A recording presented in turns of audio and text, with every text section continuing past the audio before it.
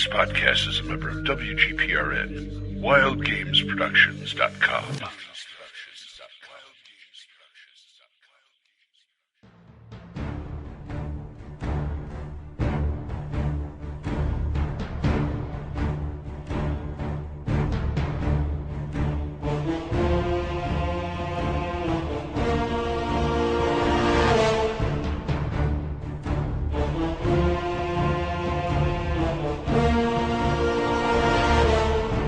This is the Roll for Initiative podcast, volume number 3, issue 155.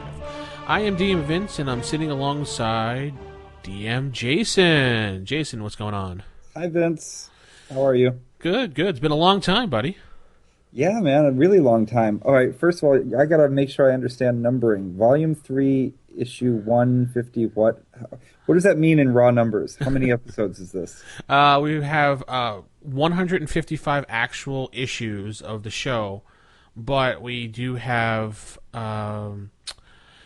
probably close to 200 in total episodes with all the Gen Con specials and all the interview specials and the special inserts that we did.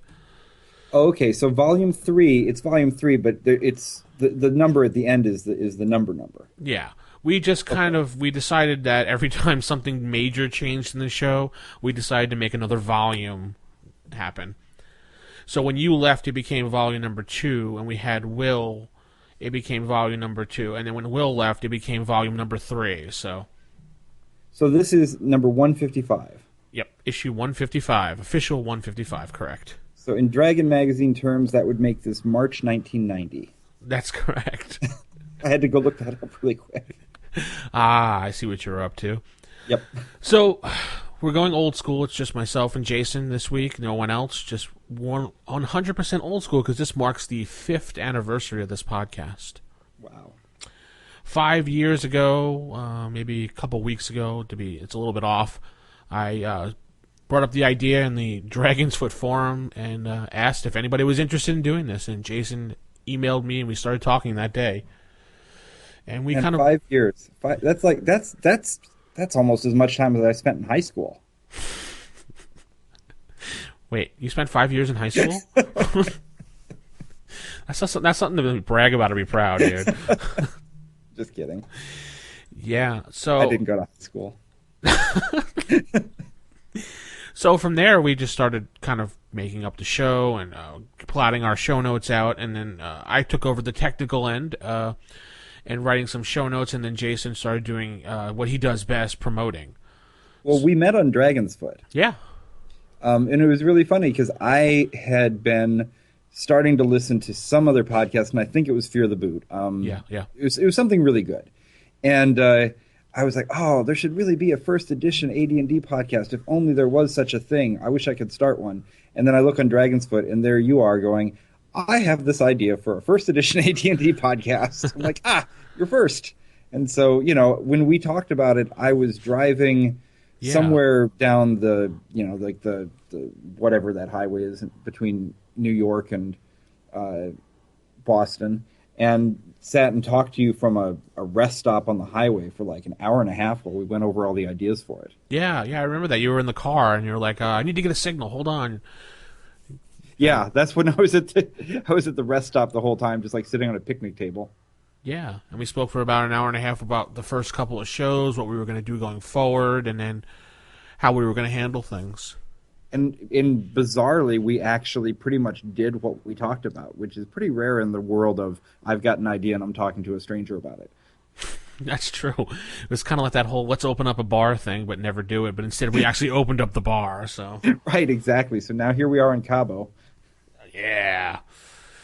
5 years later, I mean, you moved on to different things because of whatever reasons, but the show continued and we just flourished, and we're still going strong with issues. So, well, weirdly enough, the whatever things I moved on to actually happened also. So, yeah, those things happened also. I mean, you went and you recreated something that's wonderful. That the Gygax magazine, reminding us all of the magazine we loved when we grew up. So, well, the reason that we call the RFI podcasts issues is because we love Dragon Magazine and felt like RFI is sort of an audio homage to that type of thing. And so, I've always loved magazines because I started my first music magazine back when I was like 19, and Dragon was a big part of my life. So I thought I would really love to have a gaming magazine like that again.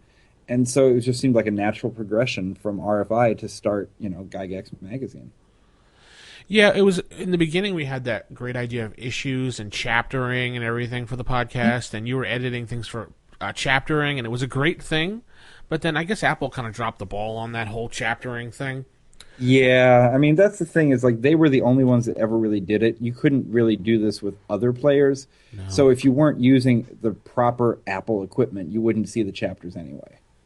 It was a cool feature if you had an iPod or something. It was like, wow, I could skip chapters and I don't have to listen to all this bull crap that I don't want to hear. And like, there's the Jayson chapter again.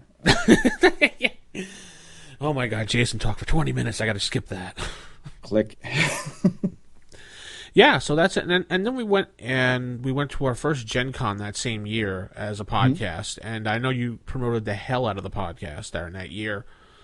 You want to share that went really well. Do you want to share some tips of what you did for promoting so the people out there listening know what you did so they could try using it?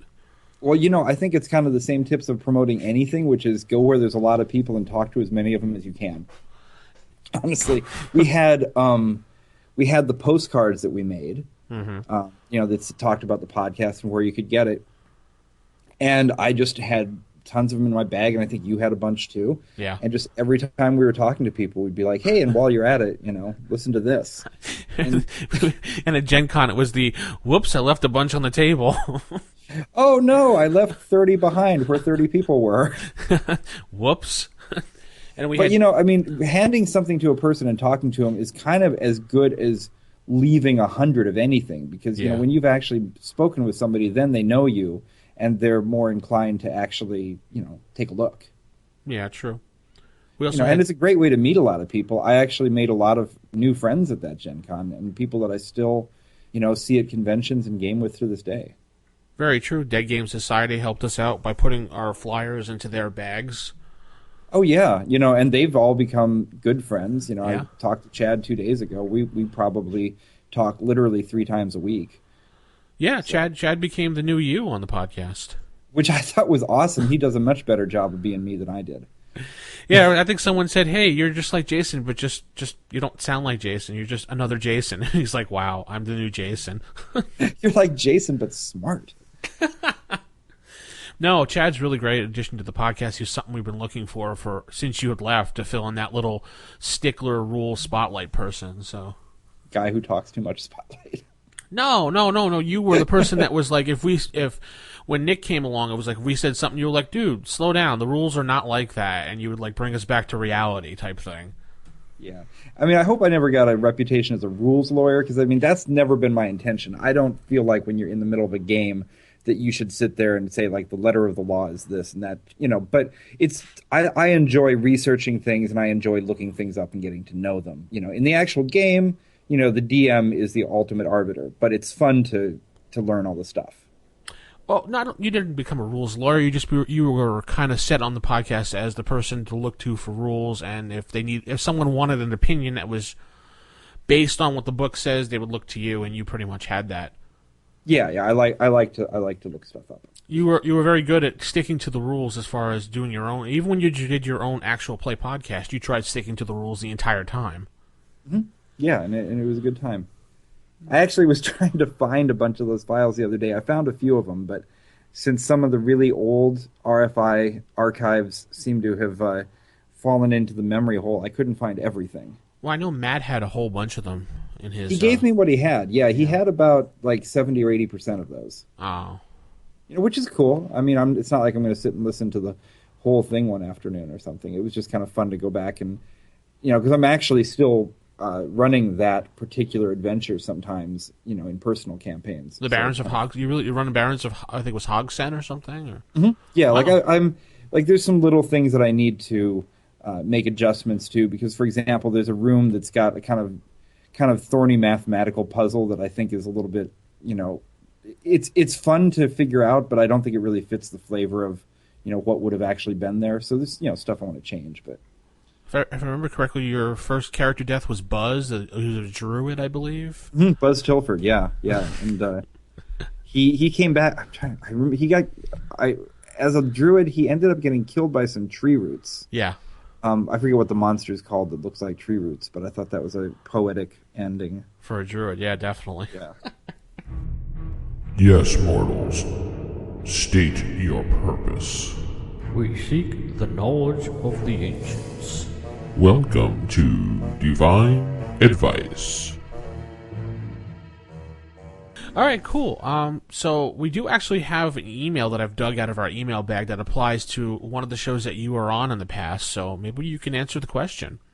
Let's try it. All right, this one comes from Kevin, and he says, I know it was a long time ago, but I was listening to the Insanity Rules show, and there was one mental disorder that was about a character laughing uncontrollably because of the visions they were having. I can't remember what it was, but more importantly, I can't spell it, so I was wondering if you can help us out. Thanks. Okay, so yes, we can help out because I looked this up to, it's been a little while, but Yeah. as it turns out, it wasn't too hard for me to figure out which one it was that we were talking about because it's one of my favorite words. It's called hebephrenia or hebephrenia. I don't know how to pronounce it exactly, but Hebephrenia. I'm going to cheat a little bit here and just read the description from the DMG. Okay.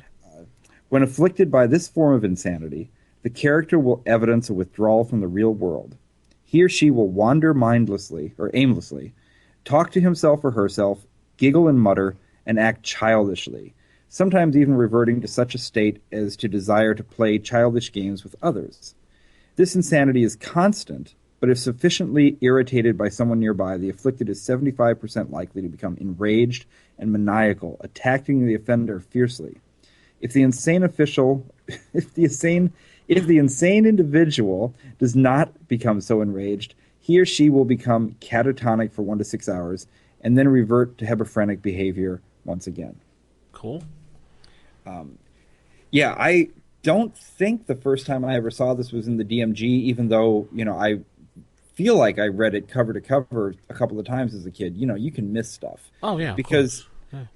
later when I was in college, I was an art student, and one of my pieces was called Hebephrenia, and it was a video dance piece based around this disorder because I just thought it sounded like such a, I don't want to say fun disorder, but a mental thing that just causes you to roll on the ground giggling and acting like a child sounded kind of funny.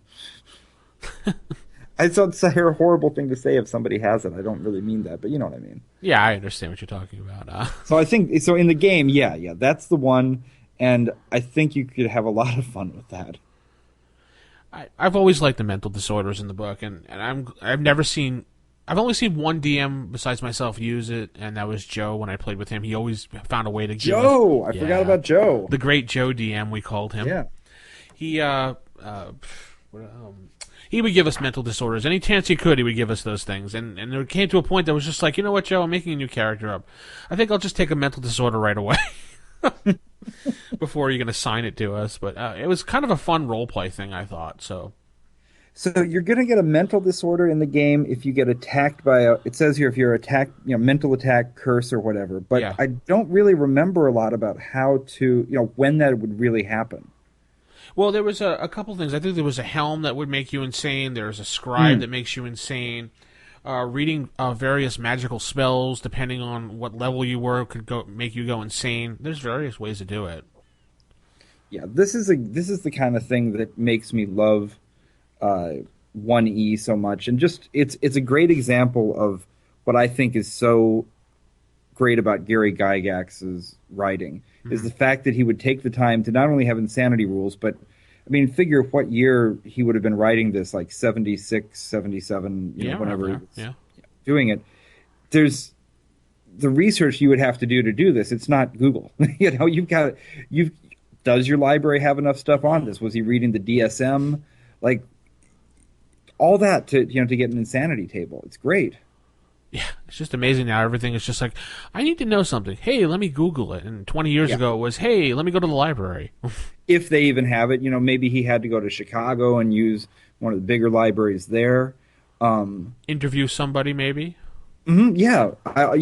This is definitely something I should find out. This is Well, yeah, I got to find out the answers to this because luckily there's enough people around who would know, and I I wonder. wonder, did these get carried over to other books to No. later post Gygax editions? No, I don't think so. I don't even think they had Insanity Rules in second edition at all. I mean, at that point. That's a real loss. I mean, I could flip through fifth edition to see if there's anything in there, but I don't remember. And I know third edition didn't have anything like this either. So I think with fifth edition stuff like this will probably start coming out in supplements and such.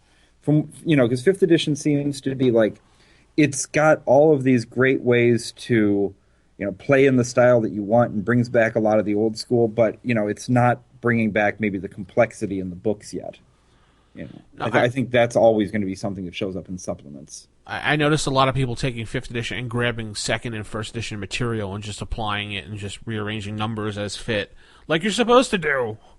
Oh yeah, we put up a good link on the Gygax magazine Facebook page. Shameless plug. Cheap pop. To hey, hey everybody, go read Gygax magazine.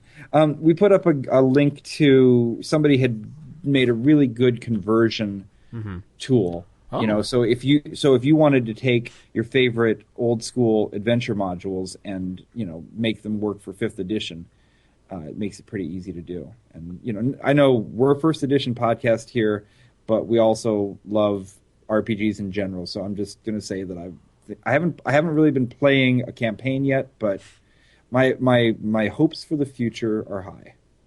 I have high hopes for it too. I have the first edition book and I have the beginner stuff, so I've been reading it, and so far it's been an enjoyable read. I haven't played in any games. I've watched games, so they look like they're fun. I mean, it's a game. I heard the episode that you and Nick did, going through the first beginner's guide. Yeah. Quick start, whatever it's called. The beginners, set. yeah, the basic rules. Yeah, I bought the box and I've just left it in the shrink because I'm like, if I'm playing this, I'm gonna use the books, but we might as well have the box so that 20 years from now I can say, look, here it is, brand new in the shrink. And then rip the shrink off and make everybody scream. You saw that video. Yes. I saw you doing that, Jason, with the Dungeon Master Assistant. I was like, no, Jason, don't! Oh, that was fun. I know, a collective scream you heard around the world. But I needed the disc. Yeah. I can't believe you actually got it to work. You got it to work, too. I mean, you have a computer that makes that. I was like, wow. Oh, yeah. Yeah, no, I've got a little collection of Apple IIs, but most of the stuff is in storage because, it's a lot to keep at home. But yeah, I've got my 2C that I mean, sure, I could use it on an emulator, but well, first of all, those Dungeon Master's Assistant programs are insanely useful. Oh, I use it all the time, yeah. Yeah, but the character creator is great, but the encounter creator, if you use the emulators that are online, they've all got the same copy of the disc, and it has a bug like halfway through. Oh, really? I didn't notice that. Okay. Yeah, when you're trying to save encounters and stuff. Oh, damn. All right. So, well, that's okay because I'm going to put a copy of this one up on the Abandonware site. Up on yes. Awesome. Yeah, Abandonware. I love that site. Yeah, because I mean that's the thing is people should be able to use it because it's really useful. So yeah, I could do it on an emulator, but to be honest, I just think it's kind of fun to do it on my Apple IIc, so I just do. No, yeah, I understand it totally. It gets that feeling of the old and be like, remember when you were a kid doing it? I get the idea. Plus, if I want to use it on the emulator, I got to go to my Mac, start up the emulator, find the disk somewhere in my hard drive. It takes a while to go through. If I want to use it on the 2C, I sit down, the disk is sitting right there, I turn on the power switch, and literally 2 seconds later I'm doing it. It's faster on the old machine. Well, yeah, for that particular reason, yeah, you're right. Because the disks are just sitting there. Exactly. Well, All right, cool. So yeah, Insanity. Insanity rules. Yes, it does. In fact, you were the one that quoted that one we have at the end of the show. It just goes, Insanity rules at the end, so... So what did you think of the review that Nick and I did of the basic? You should have read it first. Aw, we did read it. And there were just a lot of really weird questions that we had. That's what that came up. Chad and I were talking about it. We were laughing. We're like, we're the researchers, aren't we? We're like, yeah, we're the researchers. Well, yeah, you're Jason and Jason Doppelganger, so. But it was a good review, though. I mean, it was a lot of fun. I was able to, learn a bit about what was actually in there, and I forget, there was something that you guys were really mad about. I tried to remain completely neutral, and Nick was very sarcastic, and I was like, Nick, knock it off. But it was fun, I mean, it was unexpected. You don't expect to hear the 5th edition review on the 1st edition podcast. Oh, we were mad about the monsters. That's what we were mad about, how they separated everything into different full page formats. Yeah, that was one of them. And there was another one that had to do with, I think it was because you didn't want to choose a sub-race of dwarf. Maybe. Could have been. Yeah. I don't really know enough about right now whether you can, because I'm going to expose my ignorance now. I can't remember the different types of dwarves. What is there, like Dweegars and... I'm going to let you just twist and turn the wind. Yeah, I don't know. I think there's like Dweegars and hill dwarfs and gully dwarfs and bashful and sneezy and... But I don't know if in 5th edition if you can just say I'm a dwarf or if you have to actually say what kind of dwarf you are. I haven't played, looked at it closely enough to know. I would think, as the DM in It's Your World, you can do whatever the heck you want because the books don't rule you. That's right. Yeah. Remember that, Jason. That's all we're all about. Your imagination is your limit. Limited. You're not limited. All right, cool. Let's head into some table manners. Yeah, I remember back in the day, a fella knew how to judge a fireball on the fly and how far the cleric could push the undead he turned. I tell ya, with all these min-maxers and munchkins, metagame and power game, there's something missing that I'm here to learn ya. Now sit down and crack your book while I commence to teach you some. Table Manners. So from Table Manners this week, we decided to take a look back at one of the retro shows that we did when we were number 2, in fact, issue number 2, volume 1, issue number 2, where we spoke about where to get books from. And we still get this question today, where can I find books? Well, it's so much easier now because Wizards of the Coast sells them. Back when we started this show, the only resource you had was kind of going either Amazon or heading to your local bookstore. A used bookstore to see if someone actually sold them. Yeah, and half-price books is still a great resource. Absolutely. If they happen to be there. It's one of my favorite stores. I think it's one of every gamer's favorite stores. Oh, God, yeah. And, eBay is still probably the fastest and easiest resource for that. And if you don't have the books, my main advice would be don't pay for the highest quality copy. No, yeah. This is going to be your working... Hopefully this is going to be your working book, so go ahead and get one with some pencil marks. Use your eraser. I don't care, But just pay the smaller amount, and if you want to get the pristine version, definitely get one and display it and love it. But just get a beater. Yeah, I'd also say if you're just first getting into this, since maybe you're a later edition player and you heard everybody, wow, first edition's so great. You can also, since it's been 5 or 6 years now, you can also find one of the various clones out there, like Osric. Yep. Yeah, there's a lot of retro clones out there. I don't know enough about exactly, what makes one clone more similar and more different or anything like that. But in terms of old school style playing, I think Dungeon Crawl Classics is probably your best bet. Yeah, it'd be probably something you're a little more used to compared to the rules you're looking at. But if you want to go pure 100% old school and understand what was written, go with Osric. Go with Labyrinth Lord with the Advanced Edition Compendium. Both those will simulate what First Edition is like. And then if you do really like it a lot, go get the beater book like Jason said. Yeah, one of the cool things with Dungeon Crawl Classics is there's a pretty big... ecosystem around it at this point too. A lot of people writing things specifically for it, including James Carpio, who's a games editor at Gygax Magazine. He's written things for Dungeon Crawl Classics. Cheap pop. Yep. Keep popping those names out there. Mm-hmm. And he runs Chapter 13 Press, which you should also check out, which is great, just in terms of amazing products and really high quality stuff. But anyways, yeah. But if you don't want to go through eBay and you don't want to play, you don't want to buy Dungeon Crawl Classics, you can pretty much your friendly local game store should have the first edition books right there, published by Wizards of the Coast, reprinted.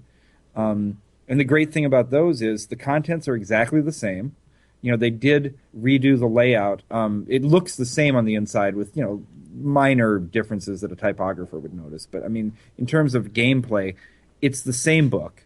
And, and you're buying it new, so you don't have to worry about it. In fact, get yourself a couple copies and go really old school and get out your pencil and write all over it. Just randomly draw pictures and color things in. There you go. Write your name in the front. This book belongs to Vince. Hands off. Yeah. This means you. This means you, yeah. And then, just go in and make all your notes. I mean, I love the fact that you can buy them from Wizards again, because I honestly think part of the fun is just treating it like just any old thing you bought at the store and not having to worry about the collector's value. Exactly. Wow. I don't know. I just, those retro books, those reprints, as a person that grew up with all the original books, I look at that book and it's a wonderful cover, and I'm glad they reprinted it, but as soon as I look at the inside, I can tell the difference right away. Yeah, I mean, that's what I was saying. Like, the typography, they tried, but, the books were originally done on a completely different technology, the kind of typesetting machines and presses that were used in the 70s and 80s were completely different from what's available now. So, it's not, they didn't attempt to, make an actual perfect reproduction. What they did was they made sure that it was the exact same material. Content, and it's good for that. And like I said, it's nice to be able to buy a brand new first edition book and just play. And you can also get PDFs. Yeah, now you can go to dndclassics.com and just buy a PDF, download it, and you can read it on your iPad. Including all of the original modules, which is, I mean, come on, that's huge. Bring it to your print shop and you can have it printed out, because you can do that now. Yeah, I think you're allowed to, right? Yeah, as long as you personal have use.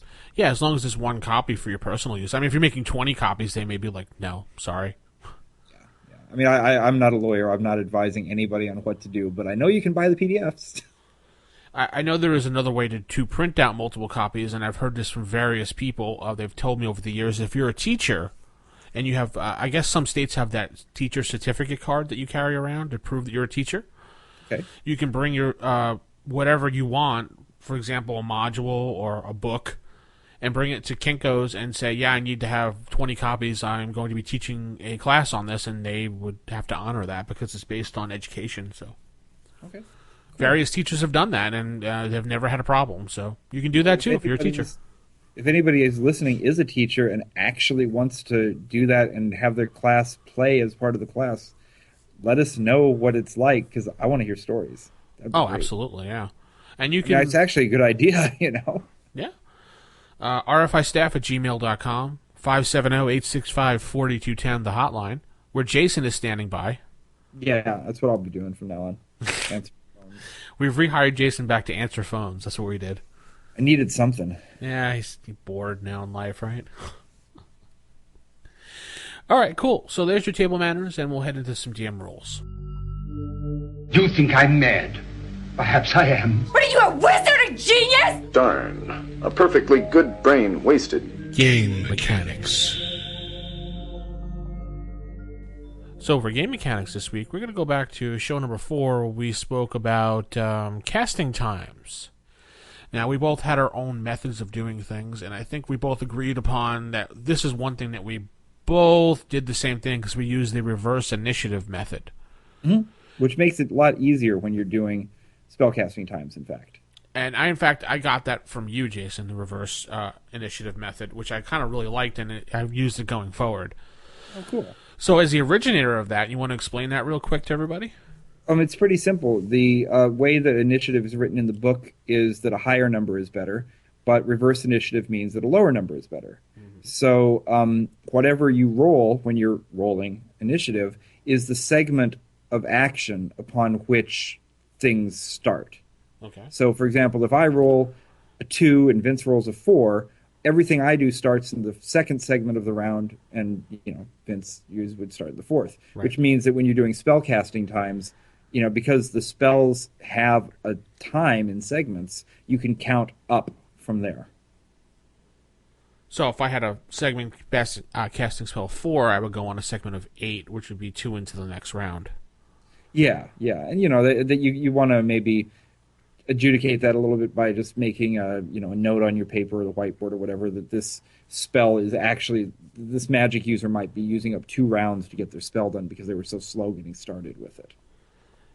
And do you think they implemented the spell casting times to kind of give a more realism to magic, or? Well, as far as I understand, it had to do with trying to just keep the magic user from turning into the most powerful character in the game at all times. You have to do what you can.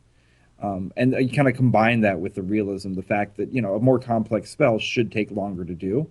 And so that way you've got a way to quantify it.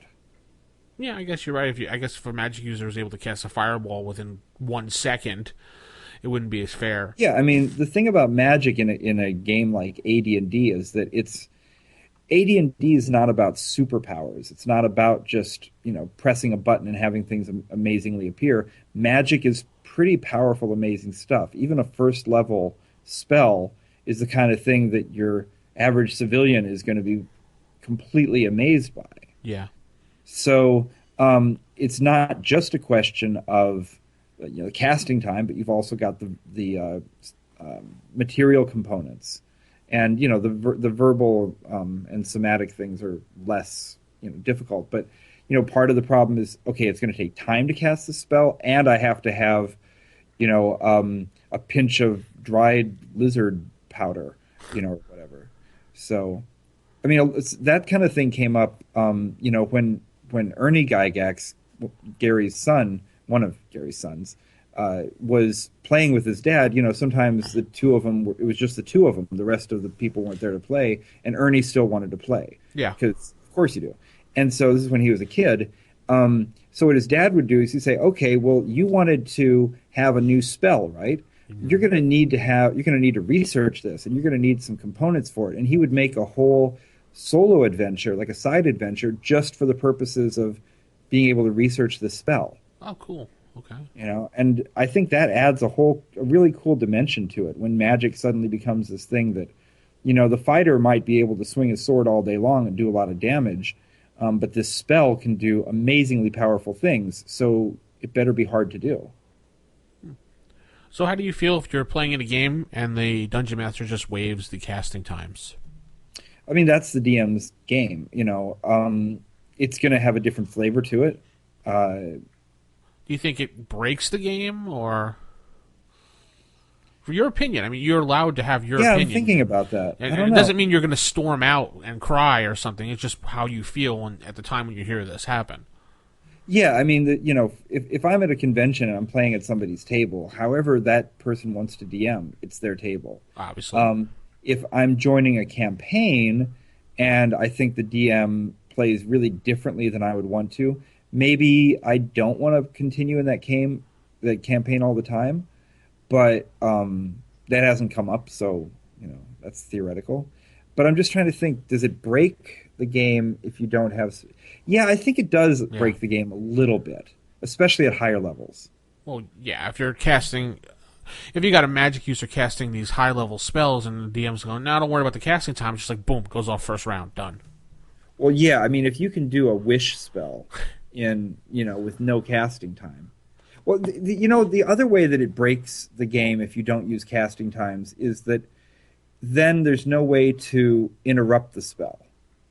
True. And that's part of the balance. I don't like using the word balance too much, but that's part of the balance also, is that the magic user needs to be protected. They need to be back away from the action, and it's possible for somebody to catch them in the middle of the act, hit them with an arrow. Even if it only does 1 hit point of damage, it's enough to break their concentration and lose that spell they were trying to cast. Yeah, I would think that's true, yeah. If magic user's going to break that concentration, I would at least give them a chance to try to maintain that. at least in my game, I'd probably give him a roll just to see if it's like 1 hit point of damage. I would probably give him a roll, concentration roll, because you still can concentrate under duress and stress. So, well, I feel like I'd have to go back and look this up, but I remember reading in one of the books where it essentially said just trying to cast magic during combat at all is a bad idea because it's so hard to maintain concentration in the middle of a fight. But I mean, that's crazy because if you can't, use spells during a fight, come on.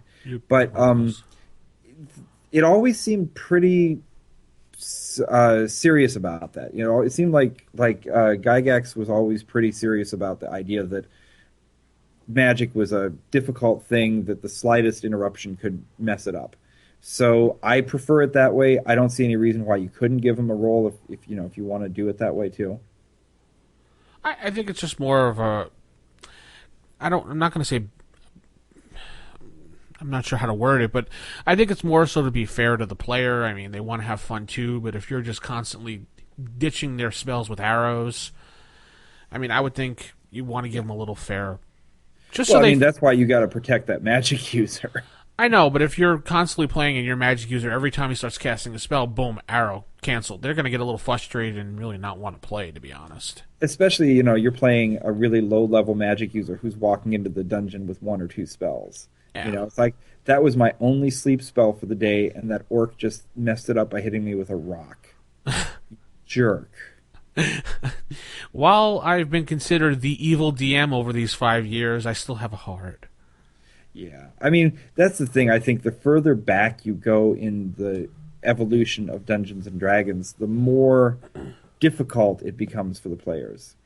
And, when you go to the very, very origins of D&D, where it's just sort of coming out of miniatures wargaming, there was a little bit more of an assumption that you would have several characters ready to go and one would die and you just grab the next one. It wasn't, I don't think, until a little bit later that people started getting more attached to their characters and taking them all the way up through, 7th, 8th, 9th level, that sort of thing. And really trying to, I guess what I'm saying is that early on it seems like it was a little bit more acceptable to have an easily killed character and just, run through a lot of them and have a lot of failures. So maybe, especially if you're playing now, it is more fair to say, okay, yeah, you can interrupt the spell, but let's give him a chance not to lose it at least. Yeah, there you go. I'll go with that. Maybe I wouldn't let him still get the spell to succeed, but I wouldn't make it fall out of his mind entirely. There you go. So you're being a heartfelt DM, Jason. Look at that. Well, you've read Jack Vance's books? Yeah. Yeah, so you know kind of how he explains the magic and how once it's said, the words are getting pulled out of his head, and that's, the basis for Dungeons and Dragons magic. Mm-hmm. So, I mean, I think you can make a logical argument for the fact that if you haven't finished saying the spell, maybe it hasn't left your head. Yeah, that's true. I mean, but it erases once it's fully out of you, so if you didn't fully say it, it's still there? I mean, good question. I'd be pretty cool with that house rule. There you go. Jason's house rule number 1. Uh-oh. Jason, you're confirming to something. Ooh. Anyway. Should I confirm or deny that I have any house rules? Right.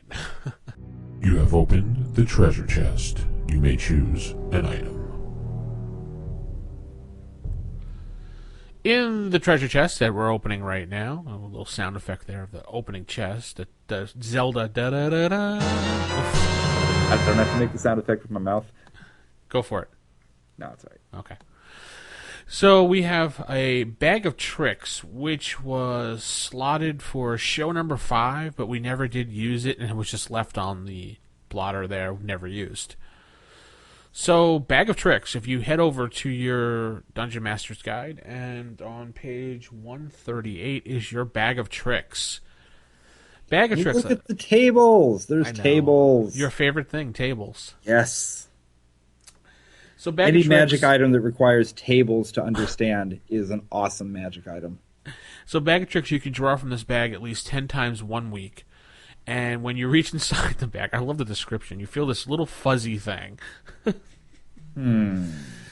Oh, boy. So you feel this little fuzzy thing, and you can pull it out and throw it on the ground in front of you up to about 20 feet, and it becomes any one of the following monsters from, well, I should say animals, from the tables below on a random roll, and they will fight for you. They'll obey for you for at least one turn, or until you pull it back into the bag.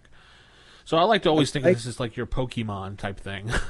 I like to think about the fact that this was written in the 70s when fuzzy dice on your mirror were pretty common. Yeah. And so in my mind, this is like a small pair of fuzzy dice in the bag.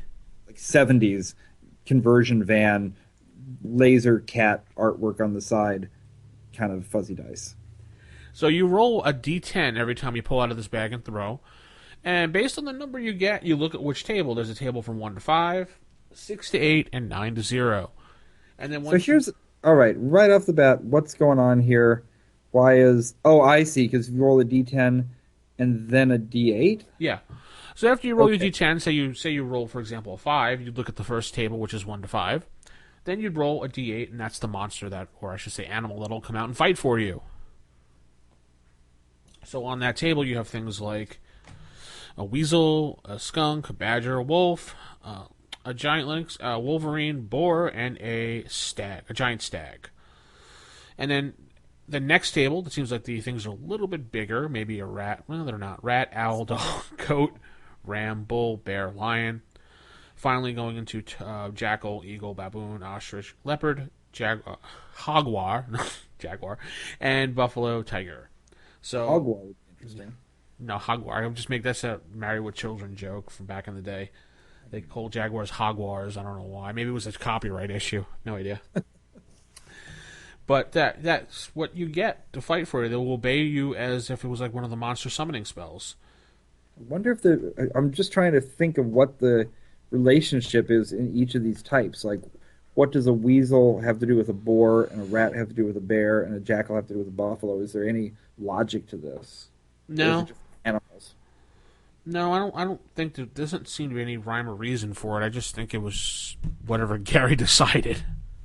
They all go in ascending order of hit points, from a small 2 hit point animal all the way up to a, 25 to 30 hit point animal. Like, wow. Yeah. Tiger has 30 hit points. Yeah. That's wow. With a lot of attacks. Oh my gosh, don't fight a tiger. Don't fight tigers. Got it. So they just fight for you for one turn, or until they're ordered back into the bag, or they're killed. And you can pull up to 10 creatures per bag per week. So if you pull out a tiger and the tiger fights you and then dies, and a turn later you can pull another tiger. It's not like when you pull out a tiger, it's gone forever. It replenishes itself, I guess. I have no idea. Well, these must be coming from somewhere. Somewhere there's a zoo. And there's like a little kid, and he's like, "Look at the tigers, Mom! Oh my God, where'd the tiger go?" And he starts crying, and then meanwhile the tiger's fighting, and then he shows up again. No, that's not how it works. There's no magical zoo that it pulls out of. Good explanation, but no. It's just magic. The magical zoo isn't really the greatest zoo in the world, because next to the tigers, they've got rats. Yeah, who would want to go see rats in a zoo?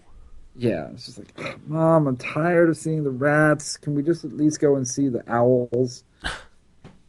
Well, the owls probably wouldn't be out, because it wouldn't be nighttime, unless you're at nighttime at the zoo. So, okay, what are the possibilities of pulling an animal out of the bag of tricks that is currently asleep? Well, I think you're going to have to roll for that. Because, the owl is nocturnal, and the dog is diurnal, so, which time of day is it? Yeah. That would be funny. What if they're eating? You'd pull out an owl and it just goes thud on the ground because it's sound asleep. You're right.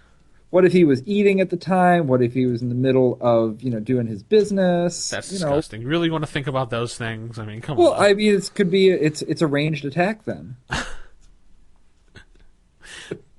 Especially if it's a baboon, right? Yes, exactly. These animals don't just come from nowhere. Even the other stuff we're going to talk about a little bit later, we're talking about a magic item that pulls from the astral plane.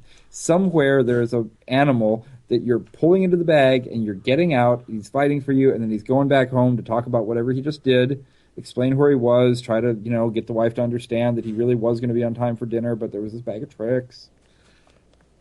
I guess so. You got to think these things through. Yeah, so there's your bag of tricks. This might be a reason why we didn't put this on the show. Anyway, let's head into our last segment of Creature Feature. Suddenly, your torch goes out. You fumble around the darkness to relight your torch. When you do, you look up and see the Creature Feature Theater.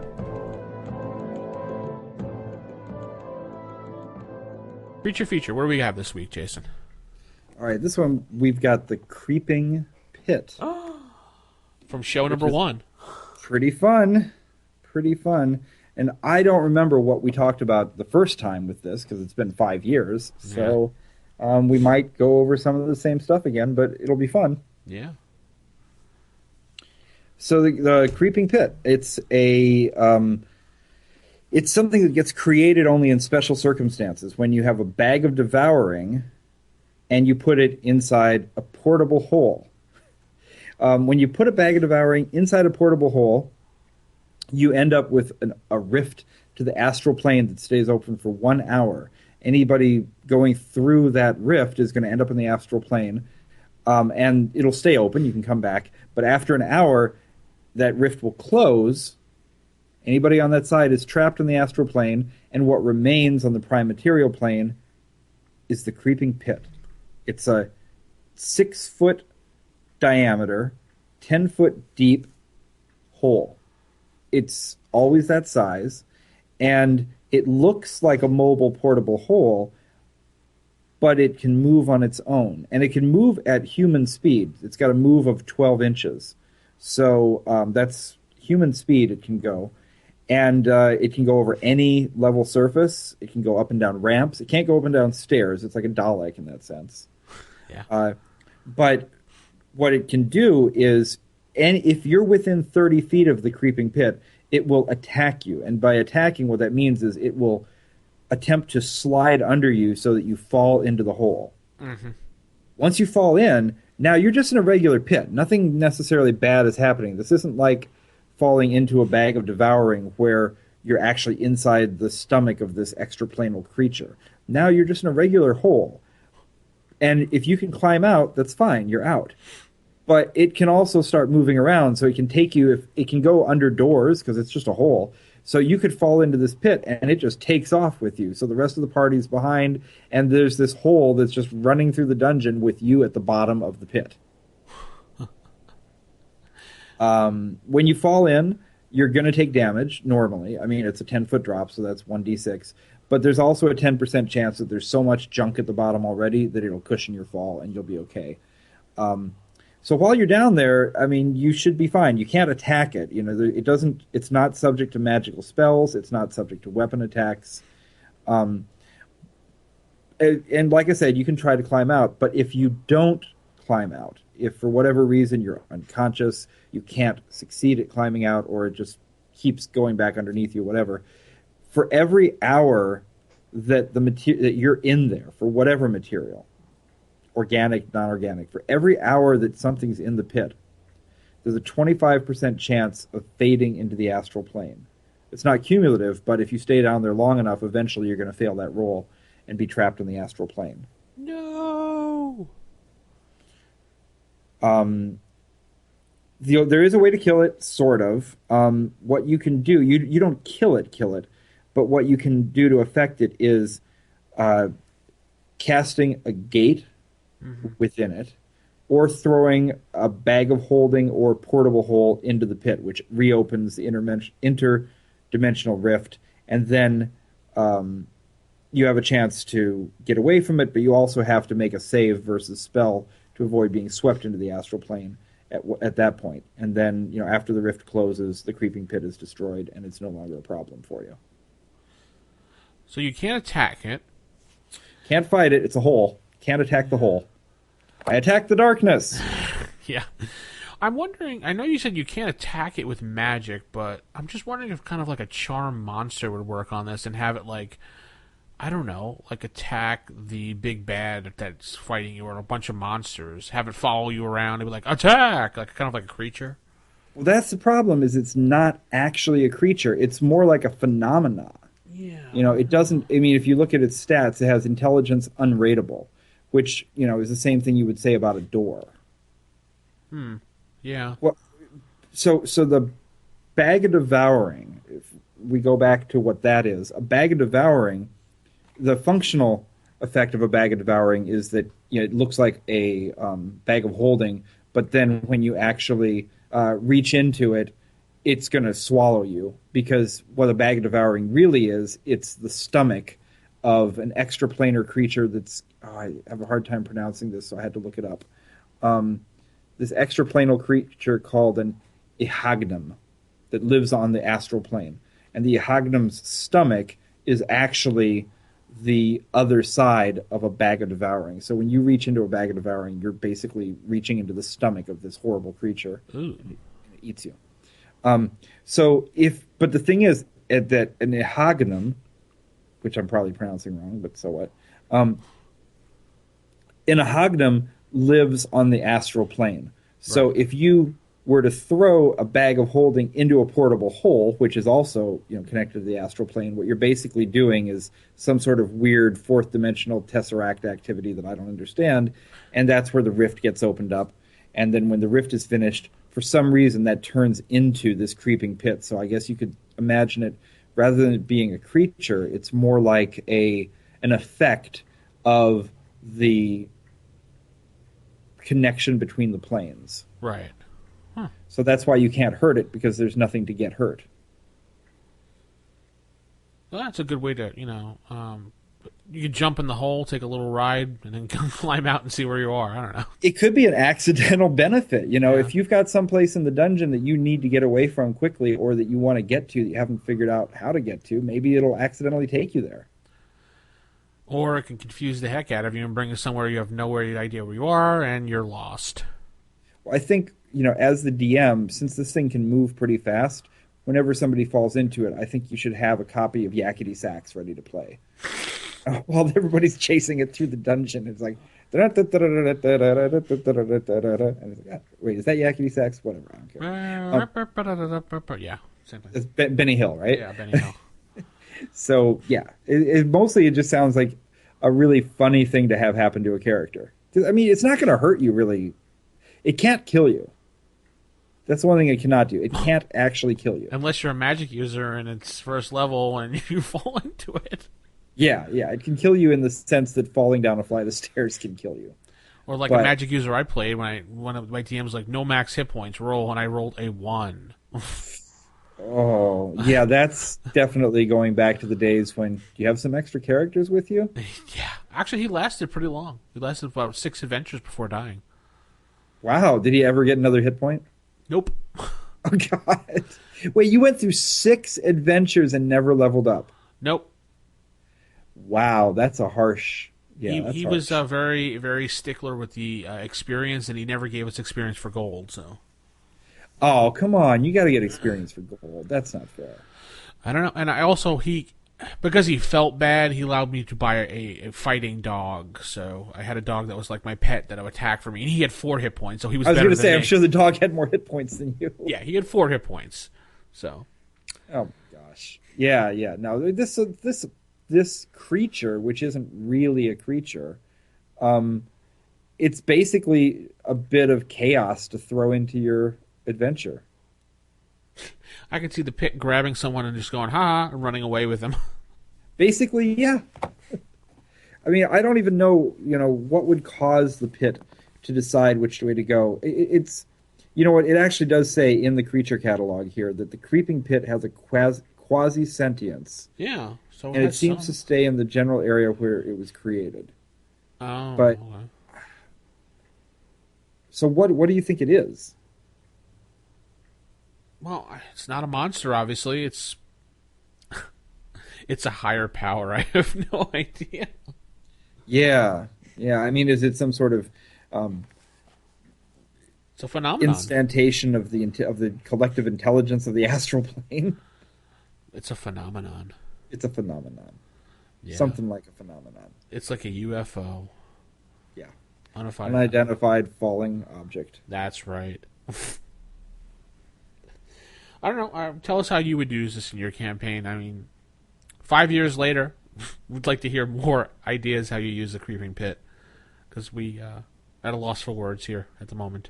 Mostly, I think this is something that would make life hard on the DM, because first of all, you fall into the pit, and now you have to kind of keep track of where it's going, and you've just split the party, and now you got to keep track of different people. And what if they do fall in the astral plane? Because I don't know about you, but I find extraplanar adventuring to be a little bit headache-inducing sometimes. Yeah, it is. It is. You know, I remember when I was a kid and I first looked in the back of the book at which book is it in the back of the planar? Dungeon Master's Guide, I believe. Is it in the DMG? Yeah. But anyways, the first time I saw that thing, and I started to try and actually picture what these different planes would be in my head, and I think I had to go lay down for a bit. What happened when the planar book came out? Did you pass out? The Jeff Grubb one, you mean? Yeah, the Manual of the Planes. Yeah, that was a lot better, because then you finally had some sort of idea what to do with these things. Yeah. God, I still remember picking that book up at Toys R Us when I was a little kid. And remember, for people who are listening, you can listen to Jeff Grubb talking about that. Yes, we actually interviewed him way back. Yeah. A whole episode on that when he was feeling AD&D-ish at the time. We've had some really good guests on this show. Yeah. I mean, so Jeff Grubb, one of the biggest things to me was when we got Dan Carlin to come on, which he's never gone on a gaming podcast before. This guy's a history podcaster, and had him come on. And we dug up the guy who created Dragonfire 2, speaking of Dungeon Master's Assistants. You know, before there was an official Dungeon Master's Assistant, there was this Dragonfire 2 that a bunch of kids at MIT made in their dorm room. And you cannot get this anywhere. We actually had him on the show. He's now this big, important, head of entire faculty. And he just came on our silly little podcast and talked about retro Apple II stuff. Yeah, which was awesome. I was very shocked that he had the time to even speak with you in that interview. I recently joined a group on Facebook called Apple II Enthusiasts. And because of that Dungeon Masters video I put up, somebody was like, hey, you need to come over here. And so I feel like I've got all this cred because I can say, oh yeah, I dug up these original dudes. We put them on a podcast. It was great. Yeah, we've had over the years. We've had some guy named Jayson Elliot twice. Larry Elmore that you put that together to speak with Larry. We had Jeff Grubb. We had Luke Gygax, Tracy Hickman three times I think. David Hill, the Mad Irishman who created character sheets. He still does that. We've had Tim Kask a bunch of times, Frank Menser a bunch of times, Anna Mayer. She was doing the retro maps for Greyhawk, which was really amazing. We had Jen Page from the Gamers movies on here. We had Roll20 Team. We had Lauren Schick. We had the DM's Craft DM Scotty from the YouTube videos. We had Margaret Weiss a few times, and we had dug up a few people from the Roll Aids era, Jason, Laurel, and John, who did a lot of the Roll Aids. Oh, no way. I missed those episodes. I'm going to go back into the archives. Yeah, you can actually go right on the right-hand side of the main page and click on the interview shows, and you can listen to John, Laurel, and John. We had issue 1 and... which one was it? Volume 2, issue number 97, and Volume 3, issue 124. Let's see, the first one was... I forget which interview we did, but the second one was about Roll Aid's Deadly Power. Oh, nice. Yeah, it was. They happened to be listening to the show, and we were talking about Roll Aids, and then John had wrote in and said that he had worked on some of the things. So I'm like, oh, cool. Why don't you come on the show? And he's like, yeah. Can I bring Laurel? I'm like, Laurel? He's like, yeah, she wrote it as well. I'm like, absolutely. Bring her on, too. Wow, that's great. Yeah, I mean, some of my favorite episodes are the ones where you have cool, people from the community, like Matt Irishman, that come on. But actually, yeah, I don't even know how to say the favorites. It's just there's a lot of good guests. Yeah, I love having a guest on every once in a while just to mix things up. And you know. For sure. So I guess that's going to wrap up the Retro Show. If you want to go to our podcast site, rfipodcast.com, click on the links there for all the various shows. We have new to AD&D 1E section where you can find out beginner's guide, because we actually went back in Volume 3, Issue 143. We did a beginner's guide to AD&D. So in case you were just starting out, you can go check out that issue. We did Volume 1 is where the primer pretty much. Volume 1, Issue 2, resources for buying, and we had some homebrew articles. And remember the plus 2 to save articles, Jason, that we had a while back by Todd? Oh. No. You don't remember those? Oh, I'm sorry. Oh, what were they? They were called plus 2 to save. Sounds. Oh, you mean the actual articles on the site that you can read? Yeah, by Todd Yeah, Hughes. yeah, no, those are great. Yeah, Todd wrote for us for quite a while, and then he stopped, and then I brought him back again, and then he had some...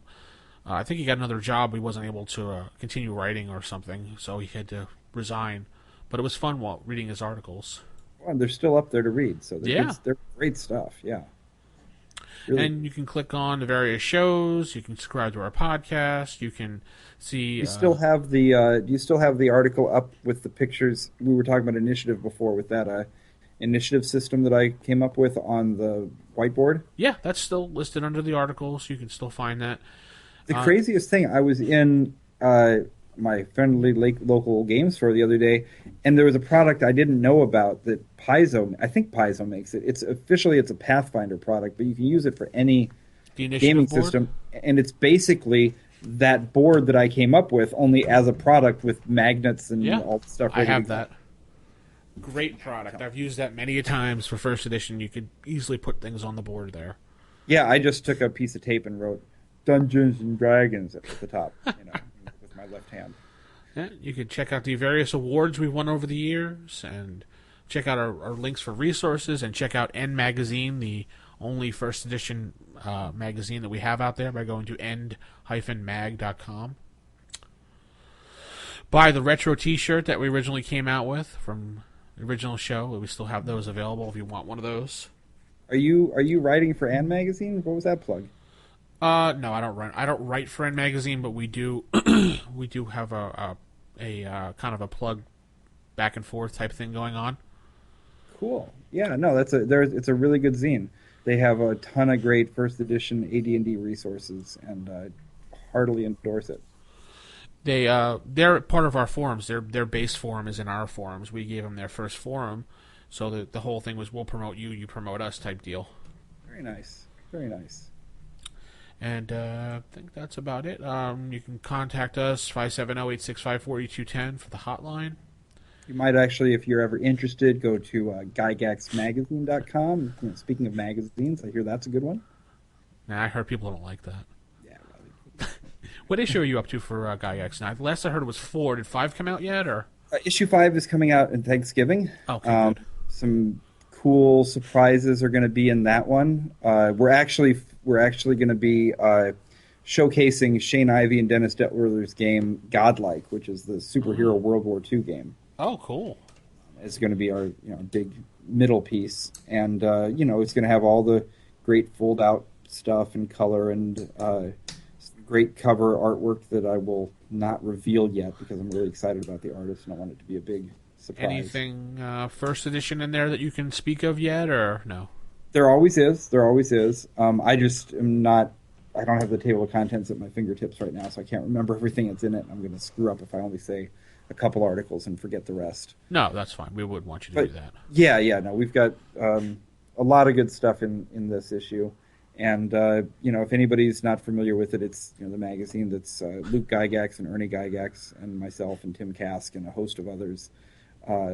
Basically for the entire gaming industry. It's not just role-playing games, not just old school. It's all the goodness of tabletop. It has that Dragon magazine feel from back in the day, but it's about everything. So you even have things from the newer editions in there. So don't think going into it, hey, it's an OSR magazine or first edition. No, it's everything. Oh yeah, and it's fun because that way I've found out that we have readers. We have readers who are very old school who were around in the early 70s, for the beginning of stuff, and we have readers who are like in their teens and younger. It's a nice cross section. And they're available. Can you pick them up at Barnes and Noble, or are they just available through order right now?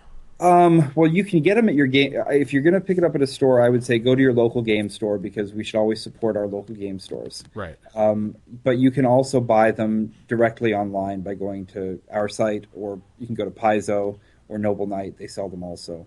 And there's PDFs available over at Drive-Thru RPG. Although you do get a free PDF when you buy the print magazine, so there's that too. And are you still with? I know in the beginning you were very pro the print goes out and then later the PDF goes out. Are you still doing that method, or is it the same now? Pretty close. I mean, we basically release the PDF. We try to time it with when the priority subscribers are getting their issues, because we've had to kind of learn over the past year and a half or so how to handle shipping properly so people get stuff on time. So now what we do is, when the magazine drops from the printer, the first people that get stuff are priority subscribers, and we try to time the PDF about with them. Right. And then everybody who's got regular shipping, kind of however long the post office takes to get that, it's getting faster though. And then also the stuff goes out to the stores at the same time. So the PDF drops pretty soon after it comes out of the printer. What I've actually found is that people write in saying, I waited to open the PDF until I had the print issue because they just liked it better that way, which I appreciate. But I don't want to, deny people the possibility of getting it if they're just in a hurry and they want to read it. Oh, no. If I'm sitting down to relax, to read for, I don't know, however long time I love to have the actual book in my hand. Yeah. Like, some stuff like the comics, for example, it's just, I don't know, having the actual book makes them more enjoyable, I think.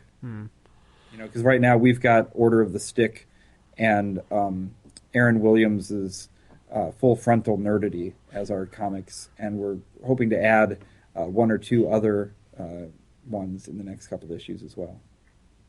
Get some Nodwick in there. Well, that's the thing. So Full Frontal Aaron Williams did Nodwick. Yeah, I know. So Full Frontal Nerdity is his kind of 4-panel, 3-panel style thing. And what he does for us is a version of Full Frontal Nerdity that's more like Nodwick, because you actually, the guys tend to actually go into the adventures. So he's really doing something for us that's completely new, completely different from anything he does anywhere else. Cool. Yeah. So head over there and purchase 100 copies and make Jayson happy. Yeah, sure. 100 sounds good. I'll give you $1 off. Wow. There you heard it, folks. Just enter in code $off and you'll get $1 off the 100 copies. Oh, any box of 100. There you go. $99, you can have $100 worth of books. Well, magazines, excuse me. So I guess that's going to wrap things up. So I'm going to just say keep it original, keep it old school, and good night, everybody. Good night.